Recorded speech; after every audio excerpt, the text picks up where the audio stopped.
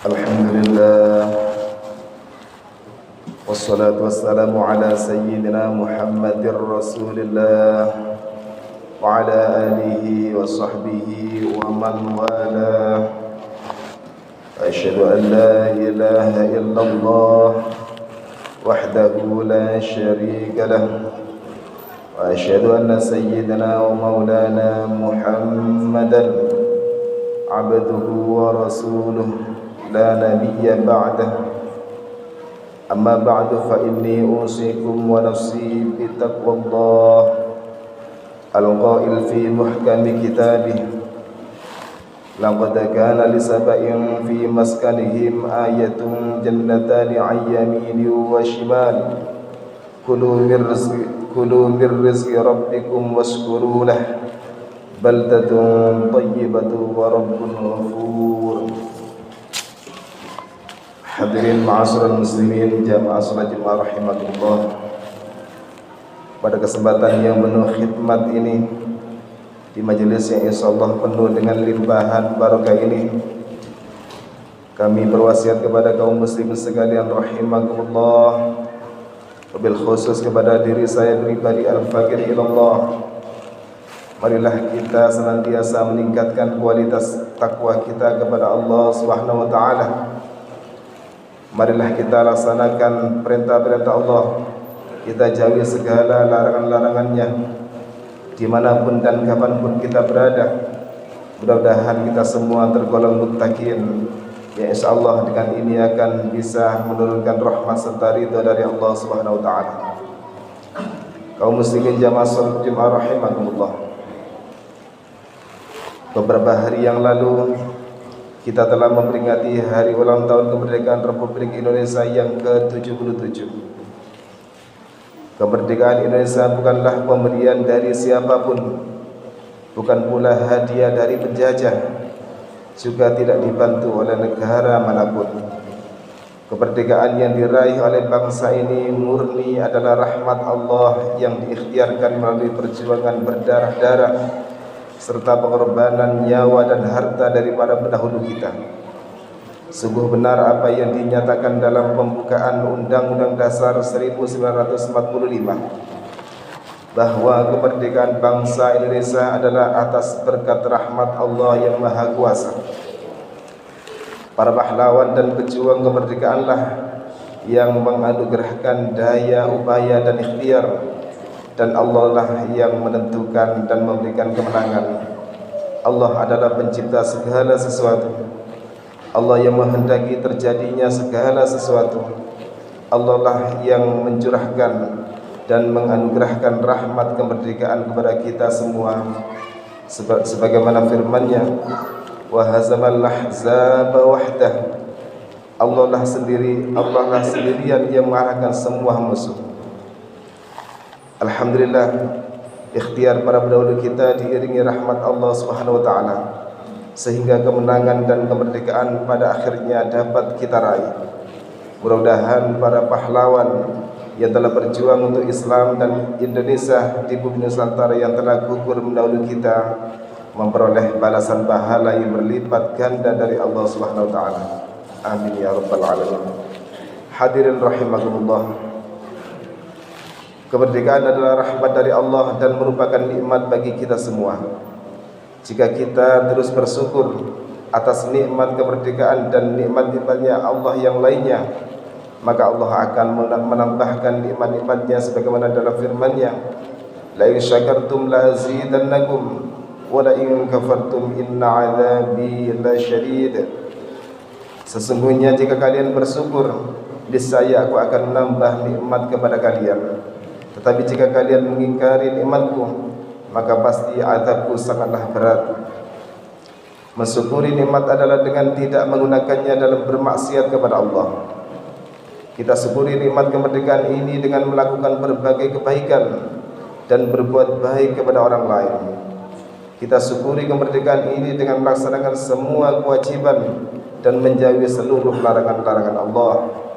Kita lakukan tugas dan kewajiban kita sebagai ayah, ibu, anak, sebagai suami, istri, sebagai guru, murid, sebagai pejabat, sebagai rakyat, sebagai orang yang hidup bertetangga, sebagai orang yang hidup bermasyarakat, dan sebagai orang yang hidup berdampingan dengan umat agama lain.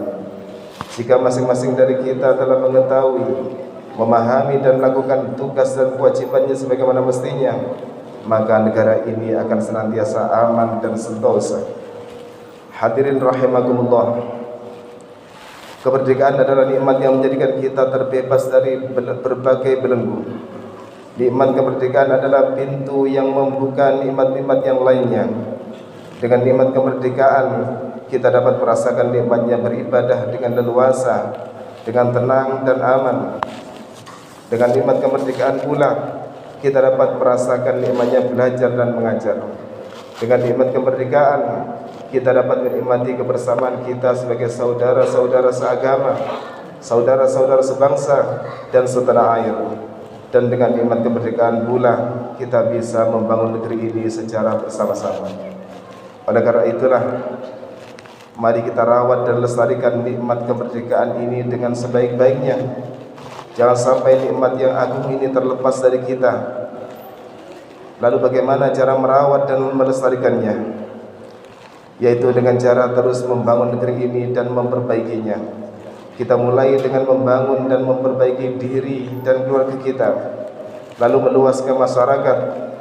Ibarat sebuah bangunan, maka Indonesia terdiri dari banyak sekali batu bata dan komponen-komponen lainnya. Kita dan keluarga kita adalah salah satu dari batu bata negeri ini. Jika semua batu bata dan komponen lainnya baik dan kuat, maka bangunan negeri ini akan kuat. Namun sebaliknya, jika ada satu saja atau beberapa batu bata yang rapuh, maka bisa jadi hal itu akan berakibat rapuhnya bangunan seluruh negeri, bahkan bisa menjadikan seluruh bangunan menjadi runtuh.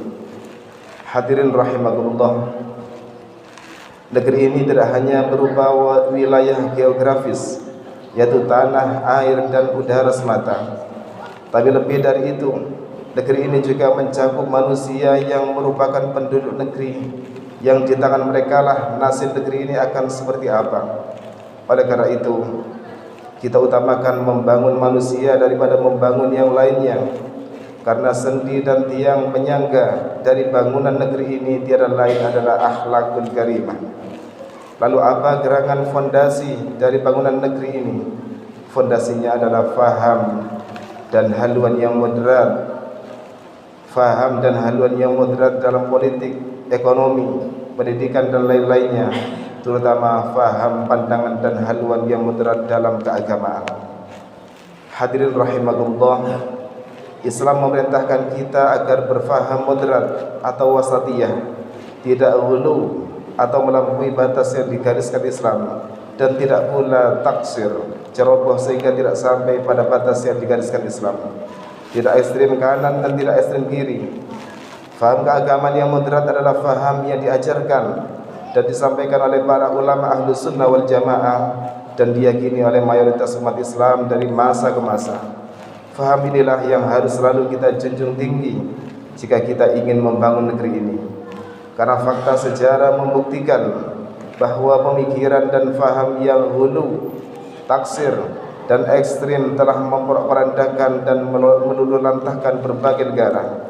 Contoh konkretnya di masa sekarang adalah negara Irak, Suriah, Afghanistan dan lain-lain.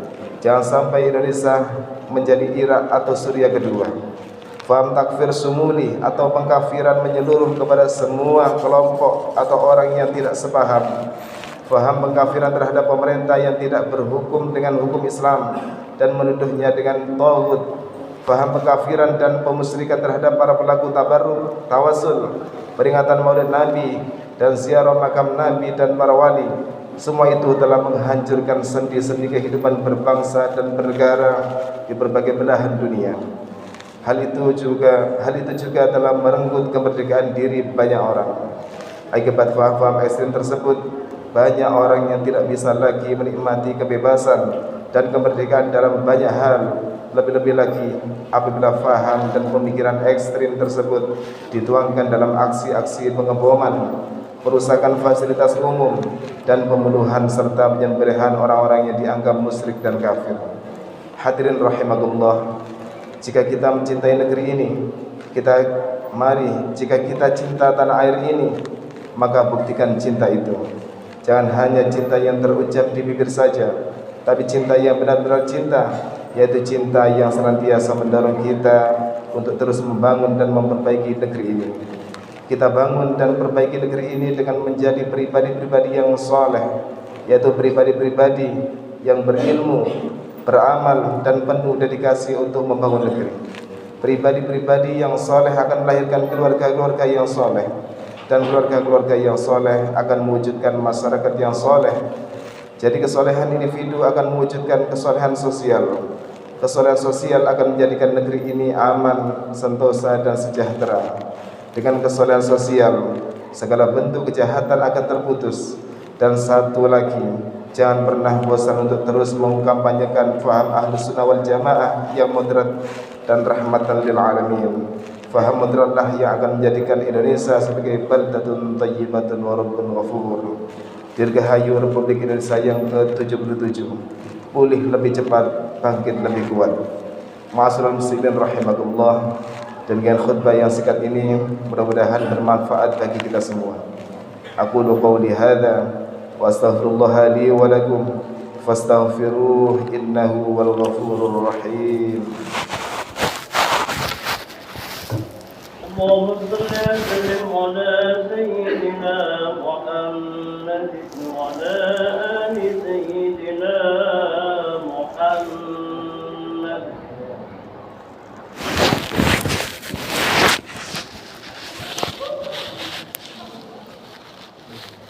Alhamdulillah wa kafa wa usalli wa usallimu ala sayyidina Muhammadil Mustafa wa ala alihi wa ashabihi ahlil wafa. Amma ba'du fa ya ayyuhal muslimuna rahimakumullah. Usikum wa nafsi bi taqwallahil aliyyil azim. Wa alamu anna Allah amarakum bi amrin azim. Amarakum bis salati was salami ala nabiyyil karim. Faqala inna Allah wa malaikatahu yusalluna ala an-nabi. Ya ayyuhalladzina amanu sallu alaihi wa sallimu taslima.